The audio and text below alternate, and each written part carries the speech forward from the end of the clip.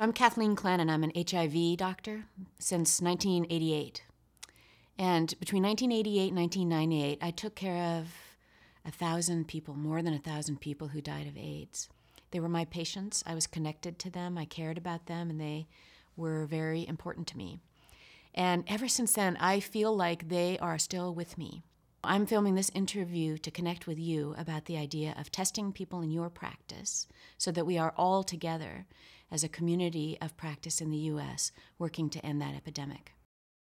When people are at the doctor's office is a time when they're thinking about their health and introducing the idea of getting a test, maybe something that people have never thought about before, that they might be at risk for HIV. That's the moment. It's the teachable moment. It's the reachable moment to be able to connect with people around the benefits for them of having a test done. So I want to tell you about a patient that I saw last Friday in my clinic. Her name's Rosa. She's 48. She came into our emergency department because she had a urinary tract infection that wouldn't go away. She got offered an HIV test in the emergency department, and it was positive. She was completely surprised by that, had no idea that she was at risk. And when she came to see me last Friday, one of the questions that she asked me was, how come nobody ever asked me to be tested before? So we know as primary care providers that the Rosas actually are rare. I'm not going to tell you that HIV is the most common illness you're going to diagnose in people you take care of, because it's not. But it is one that we have a cheap and easy and available and very effective test to be able to find. And for every Rosa that we find, we're able to prevent a tragedy, prevent someone from dying early, and prevent someone from spreading an illness to the people that they love. So I think providers wonder whether it really makes sense to screen for HIV in primary care, because the truth is it's much rarer than the other illnesses that we screen for most often in primary care. But it's totally worth it, and there are really three main reasons. The first one is that the truth is that the testing program that we have in place now in the U.S. is not working. We've not been able to make a dent in the epidemic. 50% of the people who we do diagnose with tests already have an AIDS diagnosis. That means they've been sick for a decade, sick themselves and losing a chance to get better, and also spreading the virus. So we need to do something different and additional to find people. Second reason is because people in a primary care relationship, because that's really, primary care is about a relationship of care, they are more likely to consent to a test when they're asked by their primary care provider. And that's because when we ask people in a primary care relationship about taking a test, they know that you know them and that you're not stigmatizing them. So they're more likely to say yes. And the third reason is that primary care is really well adapted to do an array of tests, screens, advice. We have systems in place so that we can remember whether or not people are due for a flu shot. And that network, that safety net of making sure that we have systems in place to get those pieces of care done, exists there when it doesn't exist in other places.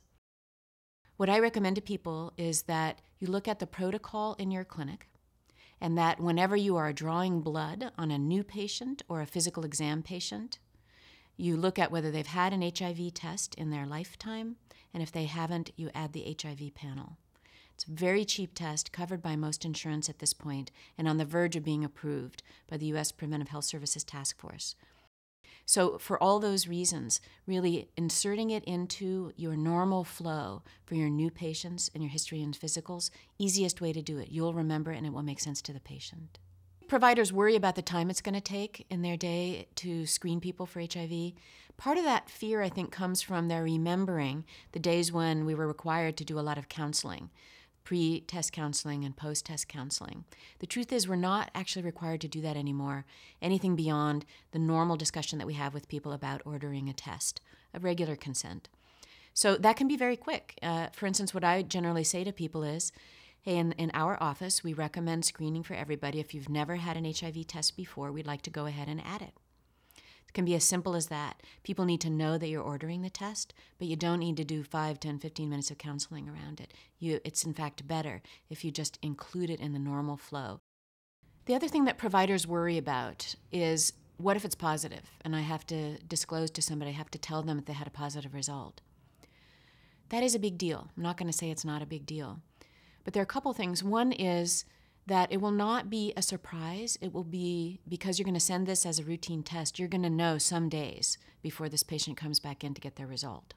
So you'll have time to plan, you'll have time to think about it, and you'll have time to have somebody there with you if you have resources to that, a social worker or somebody else. It's not good news for anybody, but it is not a death sentence. And so what you'll be sharing is you have this illness and there is treatment for it. And you can anticipate being able to live a productive and long and healthy life, even though you have this virus. I think all of those things really make a difference when you're thinking about what if I do have to disclose a positive result. With the tools that we have at this moment, we don't need anything else. With the tools we have at this moment, we could shut down the epidemic in the U.S. We could, within 13 or 15 years, be in a place where there are no new infections, where we have the opportunity for an AIDS-free generation in the U.S. It would take every one of us as practitioners thinking about that possibility and bringing our own efforts to bear. The most important one for primary care providers being thinking about it and advocating to be able to test every patient in their practice.